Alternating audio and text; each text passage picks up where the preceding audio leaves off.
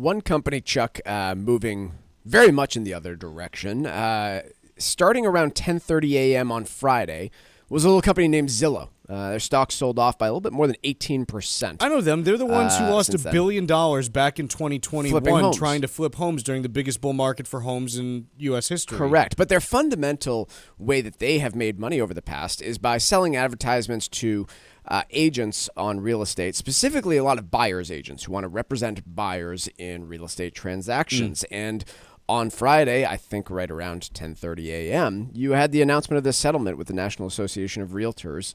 $418 million agreement announced on Friday that specifically cuts to the side of buyer's agent commissions and the commission structure we all face when transacting on a home in the future.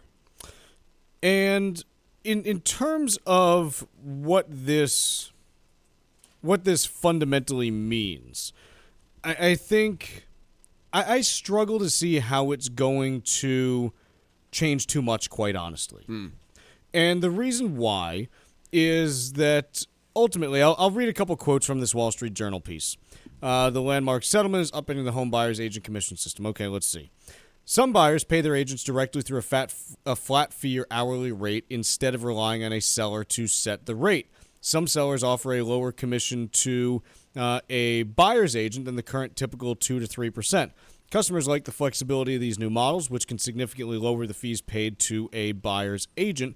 The savings can run to several $1,000s on a home listed at $400,000. This is talking about some of the things that you could do. The thing is, in order to do this, you've got to be knowledgeable about how commissions work in the real estate business to begin with, and then you've got to basically do the work to find an agent that's going to work on the commission structure that you want, that you also like. And so I'm not sure that there's that much appetite for people to do that much more work when they are buying a home. And so I'm not sure how much this actually budges. Well, here's something that is going to change, and this seems definitive to me from the ruling. No longer will you be able to list, there will not be a field in MLS anymore to list a buyer's agent commission. Correct. It won't be able to just be split out from the total. You will not be able to do that anymore. And so any compensation that a buyer's agent is going to receive, it may still take the same structure, but will need to be negotiated with the seller if it's going to come from the seller's piece of this overall. What it's going to mean is that now some agencies have practiced this for a while. Maine, in particular, has a rule where this is mandated, but it's going to likely mean that if you're working with a buyer's agent, you're going to have a lot more upfront work to do with that person to describe how they are going to be compensated. Maine has had a rule for a while now, clearly outlining an agreement that the buyer must sign with the buyer's agent, outlining how they get compensated, what they do, what they don't do, etc. That does not exist in a lot of different worlds out there where there's a contractual agreement. And here's the structure that I envision it taking of some sort is, you're going to sign some sort of contract with a buyer's agent that's probably going to say, hey, if compensation is available and able to be negotiated with the seller, so long as it exceeds a certain dollar threshold, then that will be my compensation. Otherwise, you're going to be responsible for paying me as a buyer's agent probably X dollars or something along those lines. Because if you're the buyer's agent, like, I don't know how you really deal with this, right? Because you could very well find the perfect home for your buyer, bring them to the thing, get the whole thing done. Right. And the seller is well within their rights to tell you, I'm not paying you. I've got your buyer. I know that they want this home. I'm not paying you. Figure out your own compensation. So this is the thing. It may get a little bit messier. I'm not saying that messier is bad. Yeah. But it's going to take a little bit of time to sort out what the landscape looks like. And ultimately, I don't know that we necessarily end up budging that much. Yeah. Because here's what I can tell you. There's no rule that's been set in stone that sellers have to charge, a 5 or 6% commission to begin with. Right. It was pretty close to one. Close, but yeah. I'm not sure how much appetite there is from talking with people in the real estate business. I'm not sure how much appetite there is for those fees to be much lower. Right. It's like you talk to someone and you interview agents, and say, oh, gee, like, would you be interested in, working on a lower commission? I don't really know. We won't be able to get buyer's agents to the table. Like, there's always a reason. And I think this also is something where a lot of times when we think of the idea of a real estate agent, we think of someone who's, showing up in a really nice car and they make, a ton of money. Because that's the experience around here in New England. The average real estate agent in the country makes around 40 to 50 grand a year. Because outside of New England, most properties are not selling for the kinds of prices that we see. I mean, you go through the New England states and, inside the 128 loop, I think the average or the median transaction price is now north of like $700,000. You look at Maine, and the median home price in Maine was $353,000 in February. And these are prices that in lots of parts of the country, you don't even approach these types of numbers. I mean, you go out to the Midwest and you look at some of the places there that have been, hollowed out as manufacturing has gone overseas, and you can find single-family homes for, $150,000, $200,000 pretty consistently.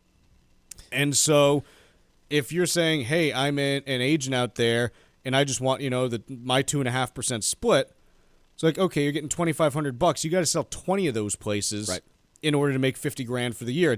It's not like, the oceanfront property where you're like, oh, like this property sold for $2 million and I'm taking home 50 grand as my portion of it. That's not most of the real estate market in the United States. One thing that I think this leads to is probably consolidation. There's suddenly less revenue available out there for the brokerages who are going to need to sort this all out and pay for some of these lawsuits that are going to continue to go on. The National Association of Realtors, this is a piece that I have open from October 31st, 2023, estimates that there are 3 million active real estate licensees in the United States. This is where I was going next. Okay. It's got to shrink. I think you are going to see the National Association of Realtors put up all new barriers to entry to becoming a real estate agent. It's going to be harder testing, more fees, something like that.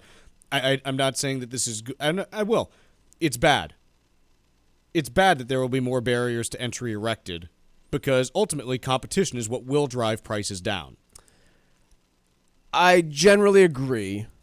That having been said, I'd be willing to bet that if you talk to some of the very well qualified realtors out there, I was speaking with one last year. She practiced real estate law for 5 years, got her real estate license.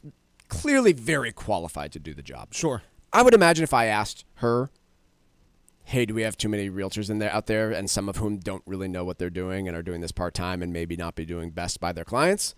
Probably the answer is yes. And so if you are able to, maybe this is the inappropriate way to do it, but I think we can all agree, like, I wouldn't want somebody writing up my offer that does that once every 18 months.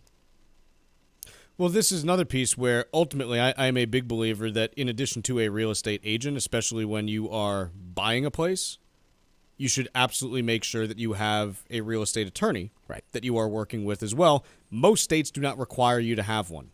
There are a handful that do, but most do not. And that real estate attorney who does have a high barrier to entry in terms of got to pass the bar exam, that is someone who does know the law inside and out and generally will protect you from the random stuff that pops up. Oh, gee, the title doesn't look clean. What do I do? Okay, I'll call the title insurance company. We'll get it all taken care of. It's usually nothing, but they know who to call and how to fix those things. Ultimately, I don't think this really changes much for sellers agents.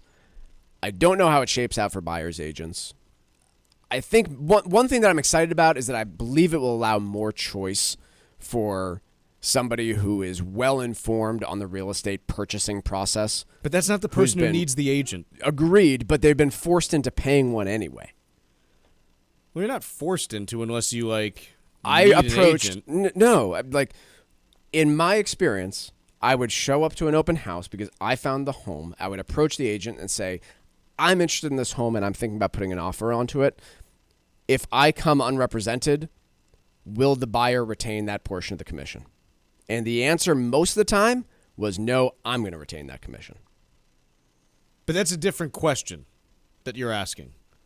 That's if I'm trying to, get a lower commission, can I keep that?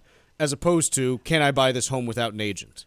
Right, but my question was, is there going to be any incentive for me to do so? And the answer pretty much universally was no, there's no mathematical incentive for you to buy that home without an agent because the seller's going to pay that commission anyway. And this does away with that arrangement at least. Now, again, that was a long time ago. Maybe things have changed in between then, but that's what I see changing. Now, for the uninformed buyer, I think this might make, for the first-time home buyer, it might make it considerably more difficult. And I think that's something to be aware of. And that's something that I think is too bad because I think every first-time buyer needs a good qualified 100%. agent because you have no idea what's going on. 100%.